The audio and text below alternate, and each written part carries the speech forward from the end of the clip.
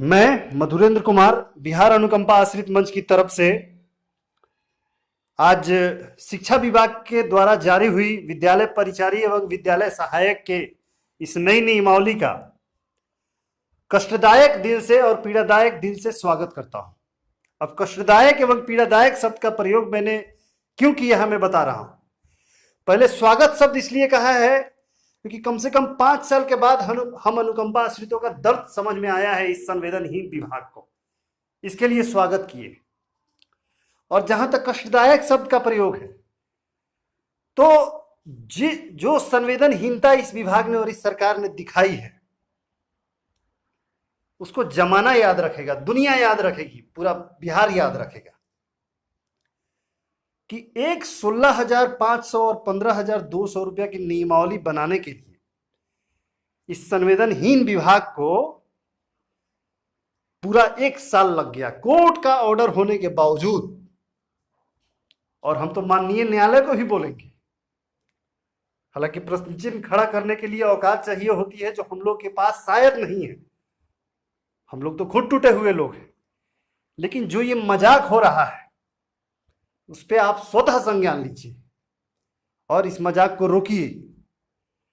एक कर्मचारी शिक्षक जो पहले वेतनमान पे था, चाहे वो नियोजित हो या फिर नियमित हो, उसको इस रूप में प्रताड़ित किया गया है।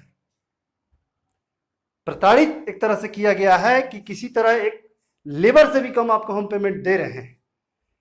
एक राजमिस्त्री का भी जो पेमेंट है उससे भी कम दिया गया है और ये मजाक किया गया है। और ये मजाक सारे बिहार वासियों के सामने हो रहा है और ये चीजें सभी लोगों के संज्ञान में आ रही है।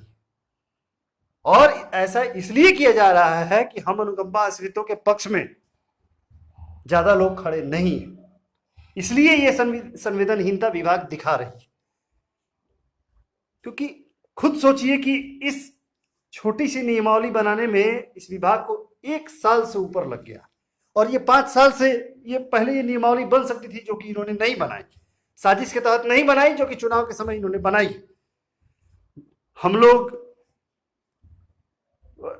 कितना बार हम लोग जाके शिक्षा मंत्री से और प्राथमिक शिक्षा निदेशक, माध्यमिक शिक्षा निदेशक से मिले थे, लेकिन उन्होंने साफ साफ झूठ बोला। उन्होंने ये कहा कि जो हम नियमावली बना रहे हैं उसमें हम सब कुछ दे रहे हैं, प्रमोशन देंगे, ट्रांसफर देंगे, ईपीएफ का लाभ देंगे, सब चीज देंगे, वेतन वृद्धि हर साल देंगे, सब चीज देंगे, लेकिन कुछ नहीं दिया गया है इसमें। इसलिए हम तो सबको बोलेंगे, सारे शिक्षक लोगों को बोलेंगे, क्योंकि आप आइए इस लड़ाई में हम लोग का सहयोग कीजिए, क्योंकि हमारे भी जो परिजन थे आपके सहयोगी थे, आपके सहपाठी थे।